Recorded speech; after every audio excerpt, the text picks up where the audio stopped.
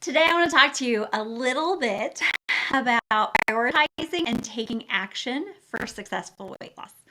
So, that's a lot of words. And so, we'll break that down, see exactly what that means.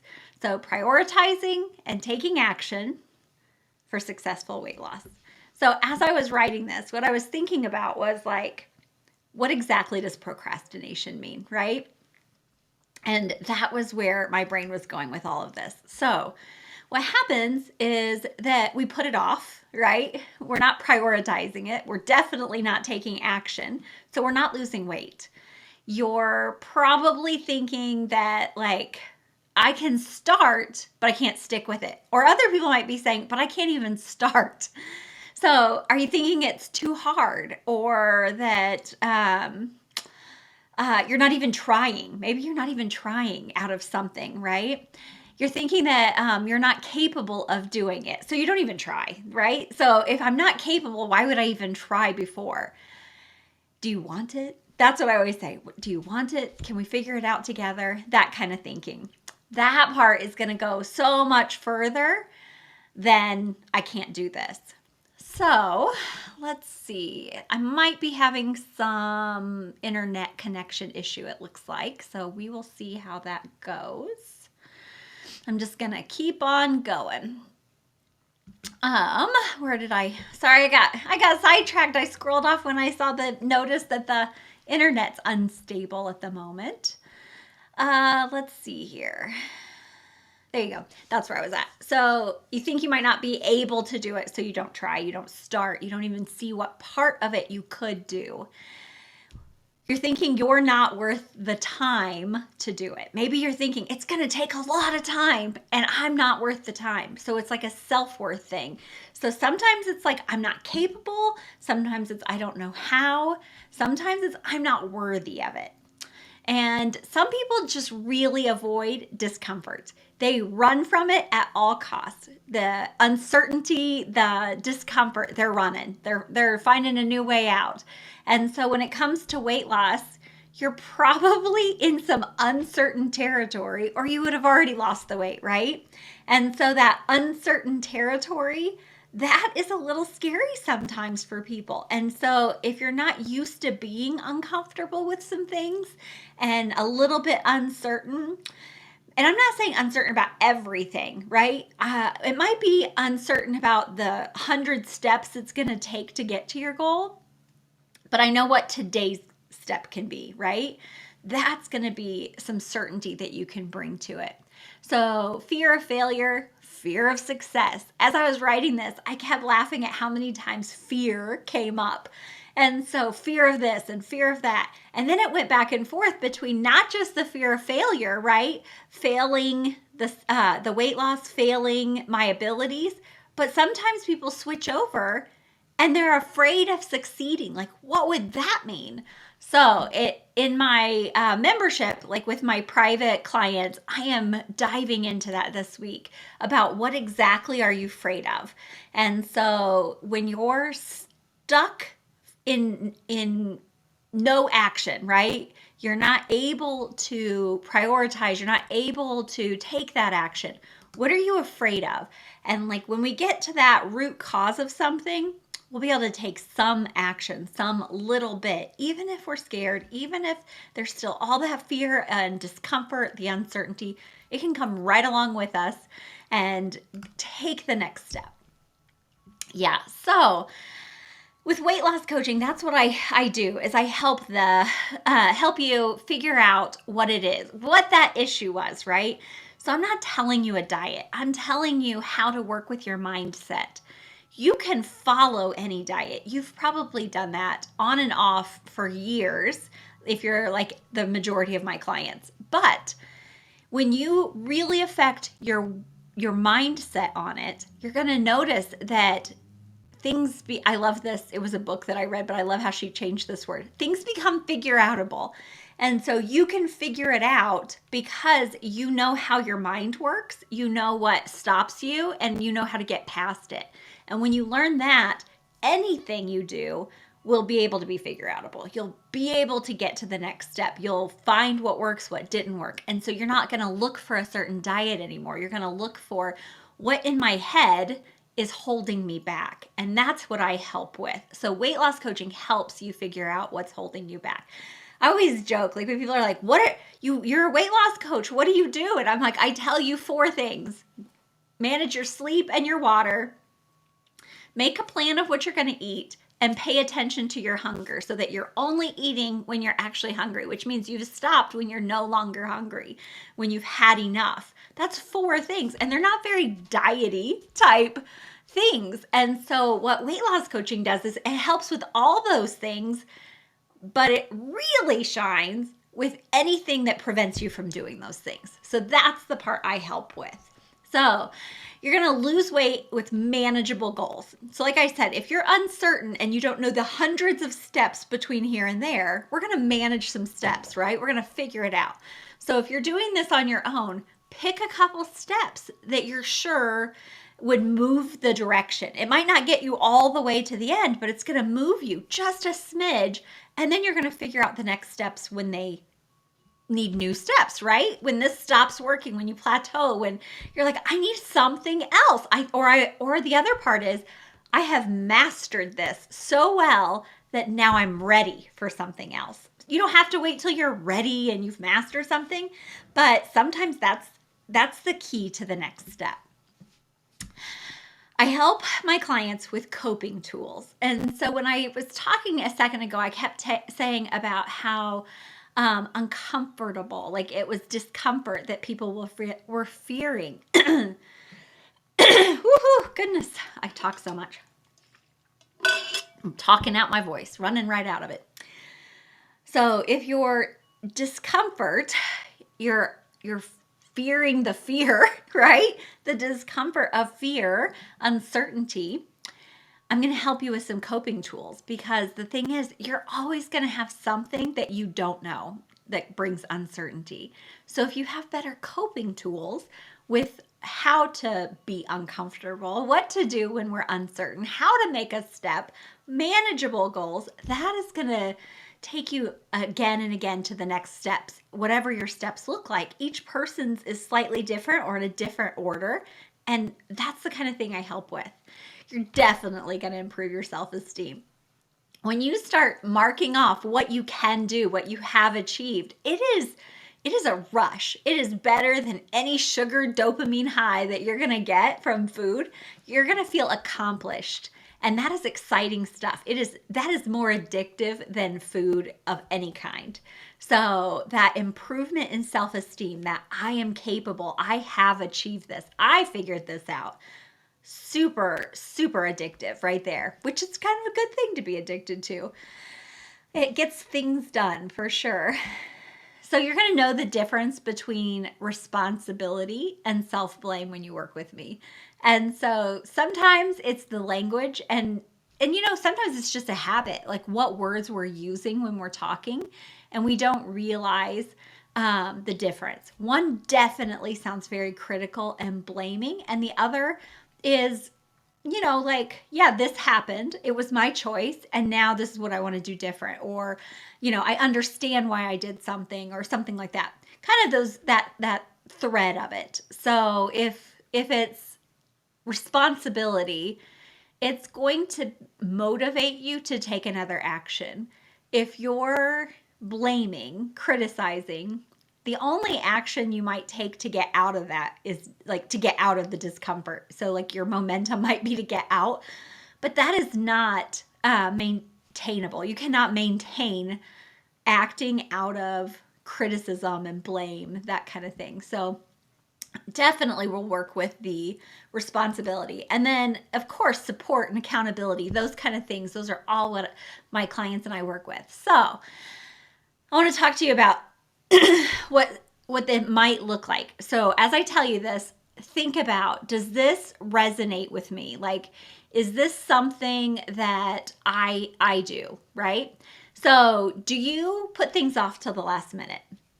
And so what that might be like is, no, I always get them done on time. That's not what I'm saying.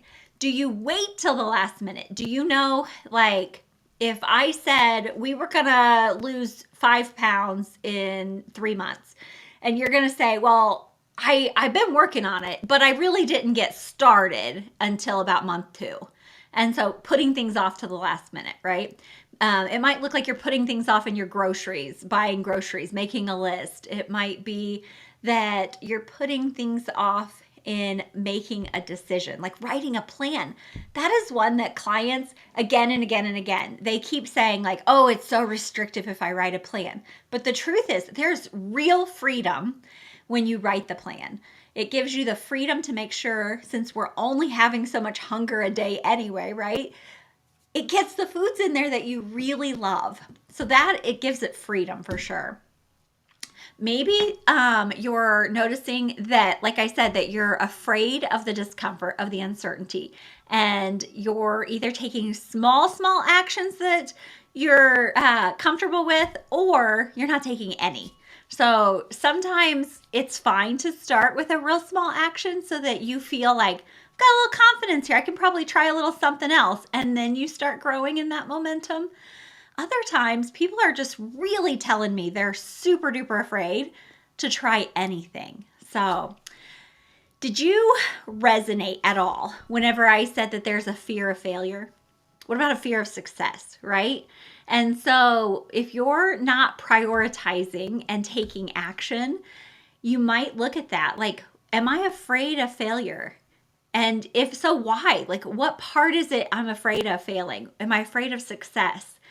And it changes. So as you're on your journey, be ready because it's going to change. And what you're no longer afraid of because you've conquered that, now it'll be something new, or it'll swap over to a fear of success. And so mine was kind of a fear of success there for a while, and it was a fear of having to maintain. And it doesn't sound rational because that sounds like exactly what I wanted, right? To maintain my weight loss. But I would get to a place where I was afraid. I was afraid I wasn't going to be able to maintain it. I was afraid it was going to be too hard. I was afraid it was going to be restrictive. I would never be able to have things again. It's like all that stuff I just said about the freedom that comes with planning my food. All that went right out the window, and I went straight back to my old thinking of has to be restrictive. So I'm afraid of success because then I'll have to be restrictive for my whole life. Oh my gosh, can you imagine that kind of talk going in your head all the time? Of course it's going to be fearful and it's going to feel very uncomfortable, right? So with my clients, I start with like, what are you certain of? Like, are you certain that you'll never be able to have a cheesecake again? No, we're not. That's like silly, right? We, of course, can have cheesecake at goal. So maintaining can include cheesecake and then work with that. So kind of breaking through some of our own, poking holes, I like to say, poke holes in some of our thinking. So I am not very good at seeing these. Oh, Gina says, why would someone be afraid of success? And then she just said, oh, I get it. So, yep. So fear of success. And there's lots of different ones too. The maintaining it. I have a client who is afraid to be smaller because she's afraid that it is going to make her more susceptible to getting mugged or raped or beaten or something. And so she has a fear of succeeding because in her head she has put it together with being harmed in some way. And so it can look like anything as far as like what that fear of success is too. It sounds different because we think, no, we want success, but people are afraid of it. So, and then out of that fear, sometimes you're not prioritizing your goals. So if you're not prioritizing your goals, you're probably not taking action. So some people are afraid to set the goals. They're afraid to even set an action. And then some of them are afraid to prioritize it. So like I set the action, I do want it, but it's more of a wish, a dream. It's not like a complete take action kind of a thing yet. So they're learning. So that's fun. And like I said, that just leads to a lack of progress. It leads to missed opportunities, and you turn to food to cope, which this one's funny, right? So you want to lose weight, so you're trying to eat a little less, right? Trying to figure out our hunger cues. And then we're afraid to do those things. So then we eat more food because of the fear. We eat more food because of the discomfort of trying or not trying and feeling bad about it, blaming ourselves. So that is not the best pattern to get into. Okay, my little clicker thing wasn't working. The next part I put on here was that if you're focusing on avoiding the discomfort, that subconsciously you're saving yourself from the discomfort. And so it's another way to say it. So in case you didn't quite get it the way I said it the first time, you're saving yourself. So when we talk about like emotional eating, it's a coping tool. So if you are really focused on avoiding discomfort instead of being okay with it, you're coping by saving yourself from it. So you're preventing the discomfort by avoiding it, but you're also preventing your weight loss. So just another way to say it that I wanted to say there. So not creating goals, not taking action, no progress. This particular person, when I was writing this, she was blaming herself and everyone around her. So that didn't work, right? Blaming yourself and everyone around you. So that goes back to that taking responsibility, not self-blaming. And there's a difference there. Your family, this one's funny. So your family can do all the things and you can still do what you need to do. It feels different because we get it all jumbled up in our head and it's the story we've been telling ourselves. But when you start picking things apart, is this real? Is this really true? Is this a fact? Is this how it is, or is this the story I've been telling myself? Could it look like something else, right? And so as you're doing that, it'll start to kind of poke holes in your story and you'll start realizing like, just because my family eats whatever in this quantity or of this type doesn't mean I have to. And I can still sit at the table and have whatever I've chosen for myself. Not saying that you have to have 2 different meals, but you can stick to a plan even when people around you are doing their own thing. So that was what I had with that one. The person that I wrote that about, she started having like this productivity. So like in her work, she was more productive. In her like just managing her time instead of putting things off and managing the making a plan. It just skyrocketed as far as that ability to get more done and to try things and be more willing to be uncomfortable. It was amazing. And I love that her self-esteem truly grew as she was working with this, not missing out on any opportunities to make some progress. And again, we talk about what celebrating wins looks like. And so it doesn't have to be the final goal for us to start celebrating. We're going to look for any opportunity we can to celebrate, and that's going to get the progress. So you're not going to miss out on progress because we're celebrating every single step along the way. All right. I did some good covering. I would love to talk to you. So I have this week, I have a group session that's coming up Friday. So you do not have to miss it. We're going to dive into all of the things and see exactly what it is that people are afraid of. It's a fun conversation because at first you're like, I'm not afraid of anything. And then as we start talking, you're like, well, I guess I do have a thought about whatever. I am a little afraid of this or that. And so when you address those fears right off the bat, it just kind of dissolves them. It diminishes them. And so they don't become, they're still there sometimes. They still pop up from time to time. But what we notice is that they don't take center stage anymore. And so then it allows us to make the choices, make the goals, set the goals, have small little actionable things without it having to feel like it has to be all or nothing. It can just be the next couple steps. It doesn't have to be all of them at one time. And so it's great. I love it. And that's the kind of stuff we're going to be working on this Friday. So it's not too late to go ahead and join us so that you can get in on that group call. So the way my membership works you get a one-on-one session each week. So we really can have the opportunity to dive into maybe sometimes even the personal things. Sometimes people have a couple things they want to talk about that are just a little too personal or too uncomfortable to share in a group setting. And so sometimes people email me or message me, and I can answer those questions. But you get one-on-one with me, face to face on Zoom. So kind of just like this, where you're seeing my face, I see your face, and we talk, and we get to work on exactly what's going on with you. What is it that's bothering you? And the thing is, I'm a life coach, so I get to hear what you're saying, but I also get to hear all those things that you're not quite saying. And I'm like, well, hold on, what did you mean by this? And sometimes that little question gives your brain enough of an opportunity to stop believing something that you've just always believed and really look at it from a little bit different perspective. Well, why did I say that? What am I thinking about that? Why does that bother me? Why have I just accepted that? Why am I choosing to still believe that or to still talk that way, right? That's kind of a glimpse of what it's like. And so as I'm supporting you, I'm coaching you and holding you accountable to your thoughts so that you can use them for momentum and not to hold you back. That's exactly what life coaching is. It's beautiful. I love it.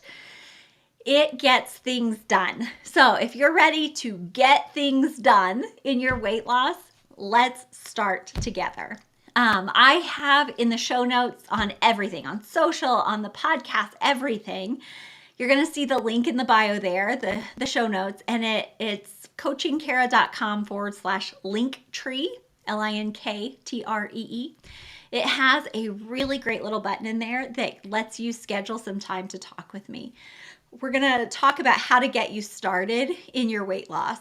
You're going to hear all about the program, make a decision if this works for you. Some people like the group, so we have a group session. You also get the one-on-one. I have programming. Anything that you could need, we're going to make it work. That's why we call it concierge weight loss, because no two people have to lose weight the same way. Whatever you need, I'm going to help you get what you need so that you can succeed and move on to worrying about how you're going to plan your day, not about all the food or the restriction or worrying about if you did it right or wrong. So that's what I want for you.